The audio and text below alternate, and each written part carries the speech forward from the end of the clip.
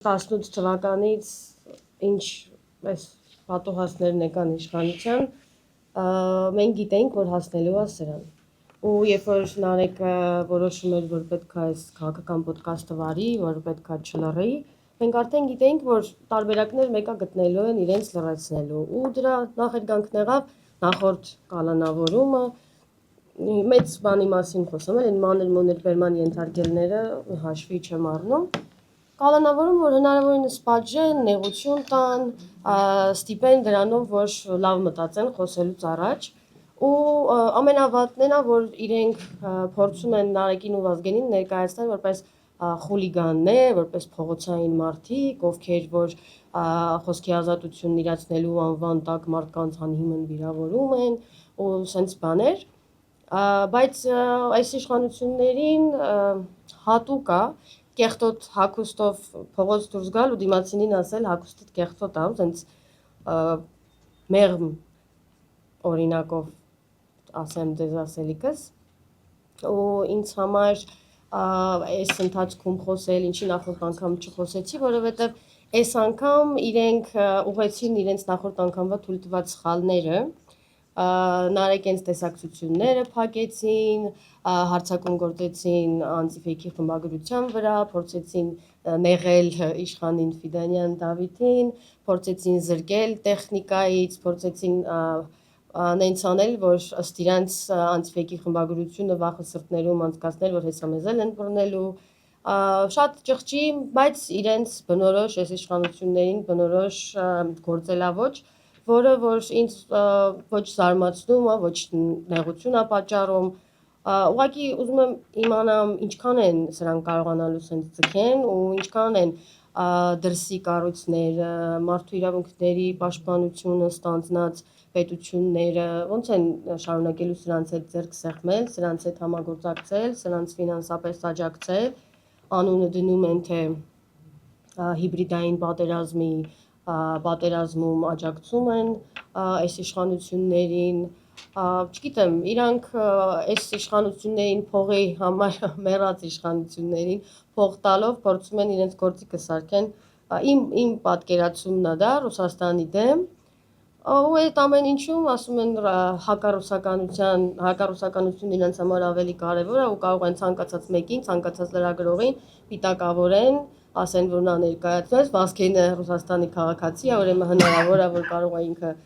ռուսական շպիոն լինի, ու սենց ստերով կարծում եմ, ես ինքս էլ եմ մամուլում հանդիպել այդպես հրապարակումներ, որ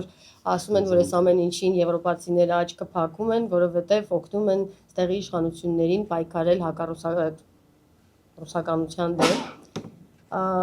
ասեմ, որ մեր տուն գալով չեն վախեցրել ինձ, չեն վախեցրել երեխեքին, փորձում էին հնարավորինս Նարեկին մեղավոր դարձնել այս իրավիճակում, որ քո պատճառով եկանք առավոտ երեխեքի օրը հարամարեցինք, տնեցիքիդ օրը հարամարեցինք, բայց չէ, այտենց չի, իրանք չեն ասել իրանց ուզածին, մենք ամեն ինչով աջակցում ենք Նարեկին, Նարեկի հետ ենք, երեխեքը ճիշտ է փոքր են, բայց ամեն ինչ գիտակցում են, իրանց համար պատիվ է, որ իրանց պապան վախկոտ չի, որ քննադատությունից չի վախենում,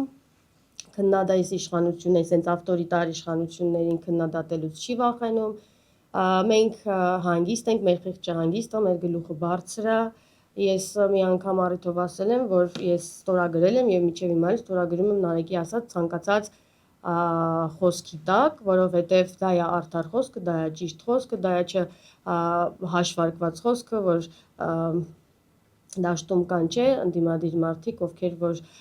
հաշվարկներով են խոսում, որ հանգած տեղ չթողնեն, որ իրանց դեմ մեկը ինչ-որ մի բան կարողանա ասի, կամ իրանց դեմ սարքի, կամ իրանց ուղարկի բանտ, չէ, ու ես